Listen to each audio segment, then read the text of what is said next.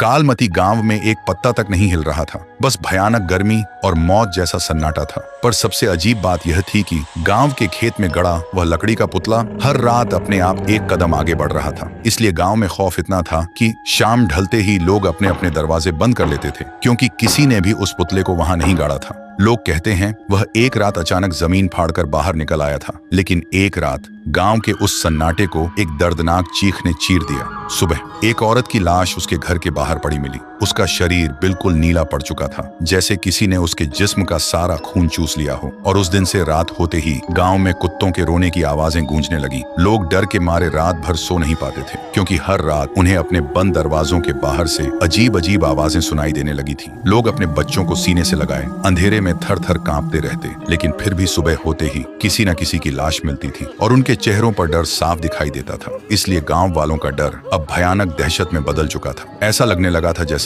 अगला नंबर किसी का भी हो सकता है। फिर एक दिन सब मिलकर सरपंच के पास आकर विनती करने लगे, ये सब कैसे रोका जाए। गांव वालों की दहशत देखकर सरपंच ने आखिरकार रात में एक तांत्रिक को बुलाया। तांत्रिक ने आते ही महसूस किया जैसे किसी ने वहां की हवा से जिंदगी ही निचोड़ ली हो। फिर वह अपनी आंखें बंद करता है और देखता है कि कुछ वक्त पहले चांदनी नाम की लड़की अपनी बीमार माँ के लिए रात के अंधेरे में दूसरे गांव से वैद्य को बुलाने जा रही थी। लेकिन कुछ दूर जाते ही उसके सामने सरपंच का बेटा आया और उसके साथ दरिंदगी की। फिर उसे मारकर खेत में फेंक दिया। उधर बेटी के इंतजार में बीमार माँ ने भी तड़प कर दम तोड़ दिया। लेकिन चांदनी की आत्मा बदले की आग में उस खेत में रखे उस पुतले में कैद हो गई थी और तब से वह पूरे गांव को मिटा देना चाहती है। यह नजारा देखकर तांत्रिक की रूह कांप उठी। फिर उसने गांव वालों के सामने सारा सच बता दिया। सच सुनते ही सरपंच का सिर शर्म के मारे झुक गया। अगली सुबह गांव वालों की भीड़ उस खेत के किनारे खड़ी थी। भीड़ के आगे सरपंच था और उसके पैरों में गिड़गिड़ाता हुआ उसका अपना बेटा। सरपंच की आंखों में आंसू थे, पर हाथ में एक कुल्हाड़ी थी।